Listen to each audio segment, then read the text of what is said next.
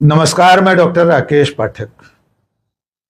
पिछले कई सालों से हिंदू मुसलमान के नाम पर चल रही राजनीति अब हिंदुओं की गर्दन तक पहुंच गई है।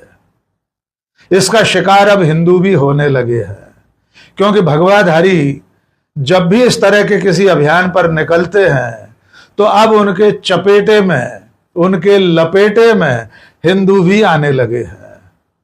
मांसाहार के नाम पर लगातार अलग अलग शहरों में जिस तरह के अभियान चल रहे हैं, उसकी चपेट में आकर अब हिंदुओं को जेल जाना पड़ रहा है। यहां तक कि बंगाली हिंदू देश की राजधानी दिल्ली तक में इन भगवाधारियों के अभियान का शिकार हो रहे हैं।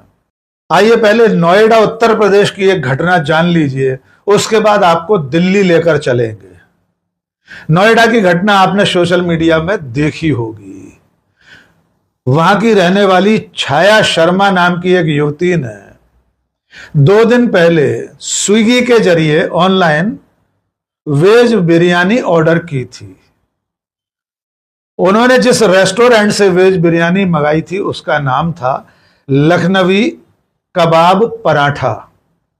उसके बाद जो कुछ हुआ वो छाया शर्मा ने खुद एक वीडियो बनाकर देश के सामने रख दिया। छाया शर्मा का दावा यह है कि उन्होंने नवरात्रि में व्रत रखे हुए थे, उनका उपवास था, और उस समय जब उन्होंने स्विगी के माध्यम से लखनवी कबाब पराठा नाम के रेस्टोरेंट से वेज बिरयानी ऑर्डर की तो उन्हें नॉन वेज बिरयानी भेज दी गई और गलती से उन्होंने 1-2 कौर खा भी लिए। आइए पहले छाया शर्मा को सुन लेते हैं, उसके बाद आपको बताएंगे कि इस वीडियो के बाद असल में हुआ क्या। हेलो एवरीवन, मैंने अभी स्विगी से अपने लिए वेज बिरयानी ऑर्डर करी थी। रेस्टोरेंट का नाम है Lucknowi kebab paratha, Amrapali leisure valley, sector 2, Bisrakh. और मेरे को रिसीव हुई है ये नॉन वेज बिरयानी।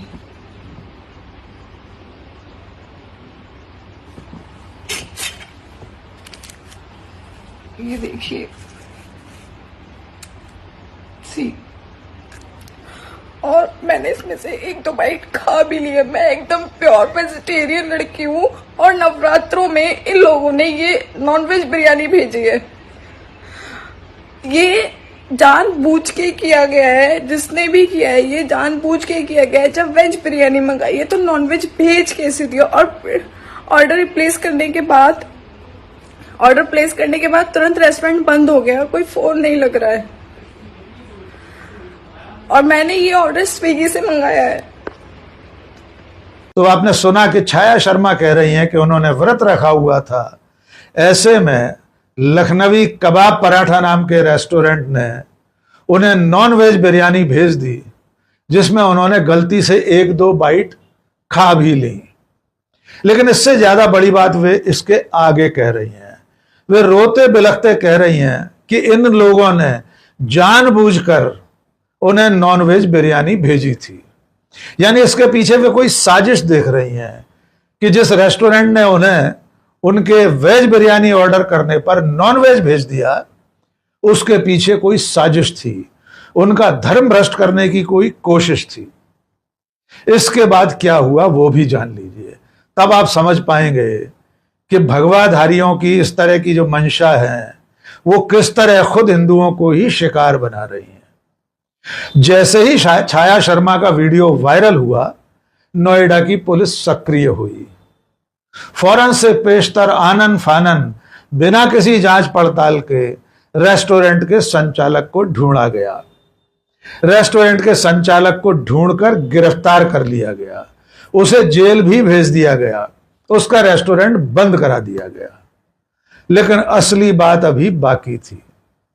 छाया शर्मा जिस अंदाज में कह रही थी, उससे ऐसा लगा था कि जिस रेस्टोरेंट ने नॉन वेज बिरयानी भेजी है उसका संचालक कोई मुसलमान होगा। लेकिन असल में उसका संचालक निकला एक हिंदू। उसका नाम है राहुल राजवंशी। अब राहुल राजवंशी सीखचों के पीछे है। उसकी गलती सिर्फ इतनी है कि उसने ऑर्डर मिलने के बाद वेज की बजाय नॉन वेज बिरयानी भेज दी। ये एक साधारण गलती हो सकती है। राहुल राजवंशी एक हिंदू बहन को नॉनवेज भेजकर क्यों किसी का धर्म भ्रष्ट करेगा? लेकिन इस मामले में 2-3 सवाल हैं। सबसे पहला सवाल तो यह है कि छाया शर्मा बहन जी ने जिस रेस्टोरेंट को ऑर्डर दिया स्विगी के माध्यम से, उसका नाम है लखनवी कबाब पराठा। पहली नजर में ही समझ में आता है कि वो रेस्टोरेंट कबाब बनाने वाला रेस्टोरेंट है। भले आज की तारीख में कई तरह के वेजिटेरियन कबाब बनने लगे हैं, लेकिन आमतौर पर लखनऊ अपने नॉनवेज कबाब के लिए जाना जाता है। उसके नाम से जुड़ा हुआ अगर रेस्टोरेंट है तो सहज ही ऐसा लगता है कि नॉनवेज रेस्टोरेंट होगा। उससे भी बड़ी बात यह है कि बहुत सारे लोगों ने इस रेस्टोरेंट का मेन्यू स्विगी से निकालकर सोशल मीडिया पर रख दिया और इस मेन्यू में वेज बिरयानी नाम का कोई भी आइटम नहीं है। यानी जो रेस्टोरेंट वेजिटेरियन बिरयानी बनाता ही नहीं है, उसके मेन्यू में वो नाम शामिल नहीं है, तो फिर छाया शर्मा जी ने ऑर्डर कैसे कर दिया? स्वाभाविक है कि उनका ऑर्डर किसी नॉनवेज बिरयानी पर ही दर्ज हुआ होगा। तीसरा सवाल यह है कि जो बिरयानी वे वीडियो में दिखा रही हैं, जिसमें से गलती से वे 2 बाइट खा भी गईं, उसमें बहुत स्पष्ट दिखाई दे रहा है कि जो टुकड़ा बड़ा सा रखा हुआ है वो नॉनवेज का टुकड़ा है। हो सकता है इसे वे सोया चाप समझ बैठी हो, या हो सकता है इसे उन्होंने कटहल समझ लिया हो। लेकिन इसके बावजूद इस घटनाक्रम में किसी भी तरह की साजिश दिखाई नहीं देती। लेकिन छाया शर्मा के वीडियो के चलते उनका ही एक हिंदू भाई राहुल राजवंशी आज की तारीख में सीख चौके पीछे बैठा है। आइए अब आपको ले चलते हैं देश की राजधानी दिल्ली। दिल्ली में भी भगवाधारियों के मांसाहार के खिलाफ चल रहे अभियान का शिकार मुसलमान नहीं हो रहे हैं, बल्कि हिंदू समाज के ही लोग उनके इस अभियान की चपेट में आ गए हैं। दिल्ली में, दक्षिण पूर्वी दिल्ली में एक पॉश इलाका है चितरंजन पार्क। वहां बड़ी संख्या में बंगाली समाज के लोग रहते हैं। उनकी बहुतायत है वहां पर और उनमें से ज्यादातर हिंदू ही हैं। इन बंगाली समाज के लोगों ने बसाहट करने के बाद वहां अपनी पूजा आराधना के लिए एक मंदिर बनवाया था। उसी मंदिर के पास डीडीए ने, यानी दिल्ली डेवलपमेंट अथॉरिटी ने, एक मार्केट डेवलप किया है और मार्केट के जो चबूतरे हैं, मार्केट की जो दुकानें हैं, वो स्थानीय मछली व्यापारियों को आवंटित की गई थी। वर्षों से वहां पर मछली बेचने वाले अपना कारोबार कर रहे हैं। मछली विक्रेता और मछली खरीदने वाले, क्रेता विक्रेता, दोनों ही बंगाली लोग हैं, यानी ज्यादातर हिंदू हैं। इन्हीं लोगों ने, जिन लोगों ने यहां पर मछली बेचने का कारोबार शुरू किया है, उस मंदिर को बनवाने में इन्हीं लोगों का योगदान है। यानी मंदिर बनाने वाले बंगाली हिंदू, मछलियां बेचने वाले बंगाली भी हिंदू, मछलियां खरीदने वाले भी बंगाली हिंदू, लेकिन ऐतराज करने वाले भगवाधारी। 2 दिन पहले एक भगवा टी शर्ट और जीन्स धारी नेता अपने साथियों के साथ इस मछली बाजार में पहुंचा। उसका कहना यह है कि मंदिर के ठीक पास में मछलियों की बिक्री से सनातन की भावनाएं आहत हो रही हैं। यह गलत बात है। वो ये सुनने को भी तैयार नहीं है कि ये बाजार, ये दुकानें डीडीए ने, यानी दिल्ली सरकार की एक इकाई ने बाकायदा औपचारिक रूप से आवंटित की है। उस नेता का कहना है हम डीडीए से भी बात करेंगे। आइए पहले सुन लीजिए। सभी भाइयों से यही आदेश है कि जो भी मंदिर के साथ ये बाजार है, तो इसमें जो है ये होना नहीं चाहिए। पर हमारा क्या, मंदिर का जो परिषद है ना, वो शुद्ध रहना चाहिए। मंदिर के जस्ट दीवार के साथ ये गलत है। मैं सनातन तो यही कहता है ना कि हम किसी को काट नहीं सकते। आप कहने वाली बात हो जाती है कि देवी को मीट चढ़ता है, वो एक मनगढ़ंत बातें हैं जो शास्त्रों में अभी तक कोई प्रूफ में नहीं है। जो मान रहा है, पर मंदिर के साथ जो चीज हो रही है ना, वो कहीं ना कहीं हमें सभी सनातनियों को ठेस पहुंचा रही है। कहते हैं इस बात में दिक्कत है तो मुझे बता दो। डीडीए की भी चूड़ियां कसी जाएगी, डीडीए कोई ऐसे भाग नहीं सकता। डीडीए ने जो गलतियां की है हम उसको भी सुधारेंगे। और मंदिर की मर्यादा सिर्फ हम नहीं देख रहे भाई, आप नहीं देख रहे, पूरा हिंदुस्तान। जब पूरा देखो सीआर पार्क बहुत पॉश एरिया है, यहाँ पे फॉरेनर्स भी आते हैं। जब दुकान खुला था, हाँ, मार्केट जब हुआ था, उसके साथ ही मार्केट वालों ने एक मंदिर खोला था, ठीक है। पूजा करके। हाँ, वो तो मेरे को ध्यान में है। मैं इसी एरिया सबसे चल रहा है, चल तो रहा है भैया। पर क्या होता है, देखो मैं कानून की लड़ाई लड़ूंगा, वो थोड़ा प्रक्रिया में आ जाएगा। पर मेन मुद्दा ये है कि मंदिर के जस्ट साथ ये गलत लग रही है, ये मेरे को समझ नहीं आ रहा। ये जितनी भी तो इस वीडियो में आपने देखा और सुना कि एक भगवाधारी नेता दिल्ली के सीआर पार्क में, चितरंजन पार्क इलाके में मंदिर के पास मछलियों की बिक्री पर ऐतराज जता रहा है। उसका कहना यह है कि इससे सनातन की भावनाएं आहत हो रही हैं। यह वीडियो टीएमसी की सांसद महुआ मोइत्रा ने एक्स पर साझा किया है। महुआ लिखती हैं कि भाजपा के गुंडे जिस मंदिर पर दावा कर रहे हैं वो मंदिर इन्हीं मांसाहारी विक्रेताओं ने बनवाया है।